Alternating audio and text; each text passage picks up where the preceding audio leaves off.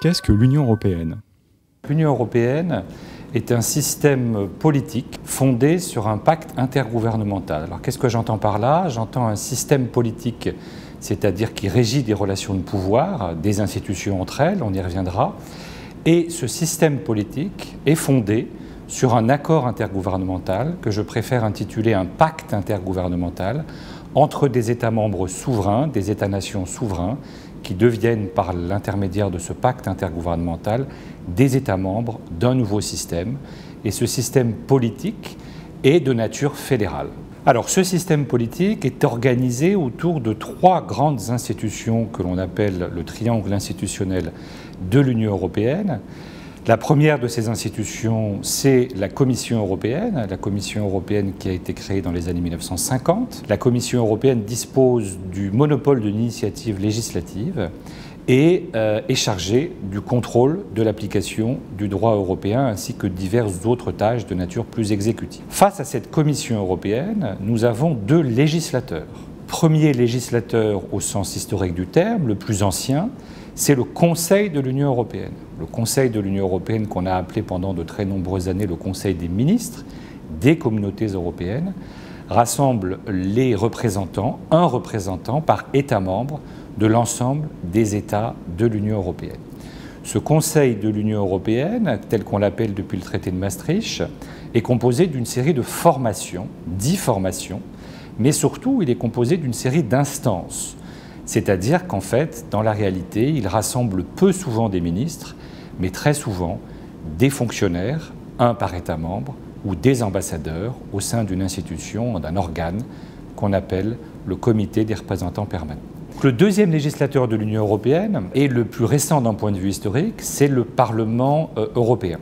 Le Parlement européen a été fondé en même temps que les autres institutions européennes dès les années 50, mais il ne dispose de pouvoir législatif que progressivement à partir des années 70 et surtout à partir des années 90. Ce deuxième législateur, le Parlement européen, est élu depuis 1979 au suffrage universel direct par l'ensemble des citoyens de l'Union tous les 5 ans. Et donc les dernières élections européennes datent de juin 2019, les prochaines auront lieu en juin 2024, et elles élisent le Parlement qui dispose donc depuis le traité de Lisbonne de la plénitude de ses compétences législatives, ce que l'on appelle la procédure législative ordinaire. Quels sont les principes de la prise de décision au sein de l'Union européenne? La prise de décision au sein de l'Union européenne s'appuie sur deux grands principes que je préfère appeler deux modes de légitimité.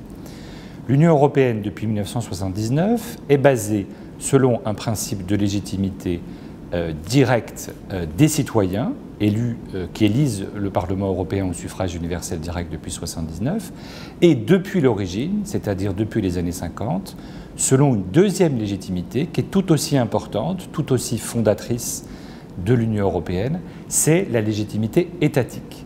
Cette légitimité étatique est basée selon un principe de représentation indirecte des États dans le système politique de l'Union européenne. Autrement dit, donc, nous avons une représentation directe des citoyens, une représentation indirecte des États, et ces deux modes de légitimité expliquent le fonctionnement décisionnel de l'Union européenne et en particulier le fait que ces deux principes ou ces deux modalités ont tendance à s'équilibrer au sein de la prise de décision. Alors la culture du compromis est historiquement dans les gènes de la communauté puis de l'Union européenne. Les institutions européennes, comme je le dis souvent, n'aiment pas le conflit. Elles pratiquent un mode de décision qui est basé autour d'une fameuse culture du compromis qui, d'un point de vue institutionnel, prend la forme dans une forme de collégialité dans la décision. Alors, cette méthode de prise de décision et d'équilibre dans la décision est souvent accusée d'être plus lente qu'au niveau national, puisque la culture du compromis et la culture de la collégialité doivent trouver en leur sein un accord. Et tout le travail au sein du Conseil est centré autour de cette recherche du compromis, qui est une façon également de ne mettre aucun État, aucune délégation nationale devant une difficulté ou dans une stratégie d'isolement qui la mettrait en difficulté d'un point de vue diplomatique. Quelle influence le Brexit et la crise sanitaire ont eu sur le fonctionnement de l'Union européenne? Alors l'Union européenne, historiquement, traverse toujours une série de crises. La crise migratoire, la crise de la zone euro, la crise grecque, mais il y a d'autres formes de crises, comme la crise atlantique, ainsi que la crise ukrainienne. Mais depuis 2016, depuis le référendum de juin 2016, décidé par David Cameron au Royaume-Uni, et le résultat que l'on sait, c'est-à-dire le vote du retrait du Royaume-Uni par le peuple britannique, le Brexit a occupé la une de l'agenda européen jusqu'au début de l'année 2020. Toutes ces années ont été concentrées autour de la gestion de la crise du Brexit, qui est selon moi davantage, c'est un point de vue, une crise britannique, voire une crise anglaise, qu'une crise réellement européenne. Pourquoi ?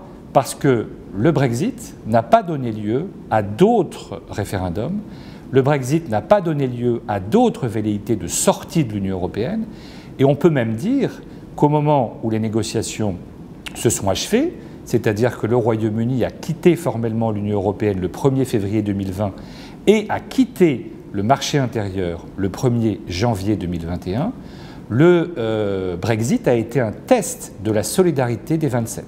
Au moment où le Royaume-Uni quitte l'Union européenne en février 2020, la crise sanitaire commence. Elle va connaître une gravité importante à partir du mois de mars. Elle va provoquer une réaction des institutions européennes. La Commission européenne, présidée par Ursula von der Leyen, va se saisir de la crise, en particulier en lançant, et c'est un fait historique, une procédure unique dans l'histoire de centralisation des achats de vaccins avec les grands laboratoires pharmaceutiques. Puis rapidement, la question du plan de relance va se dessiner.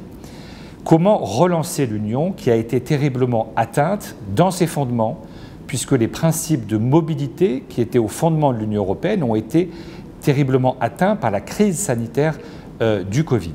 Sur la base du compromis franco-allemand du mois de mai entre la chancelière allemande et le président Macron, la Commission, présidée par Ursula von der Leyen, a fait l'annonce d'un vaste plan de relance de l'Union européenne à 750 milliards. Ce plan de relance européen engage pour la première fois l'Union européenne dans une perspective de mutualisation des dettes, c'est-à-dire que la Commission est autorisée à emprunter sur les marchés financiers et à aider les États pour faire face à la crise sanitaire. Et ce plan de relance est maintenant mis en œuvre sous la forme d'une aide directe aux États membres en fonction de l'impact que la crise sanitaire a eu sur leur économie. Le débat politique européen a fait que l'Union européenne doit davantage aujourd'hui défendre ses intérêts. L'ensemble de ces débats sur l'Europe qui protège, sur l'Europe souveraine, sur l'Europe puissance, sont au cœur de la future présidence du Conseil de l'Union européenne qu'exercera la France le 1er janvier 2022.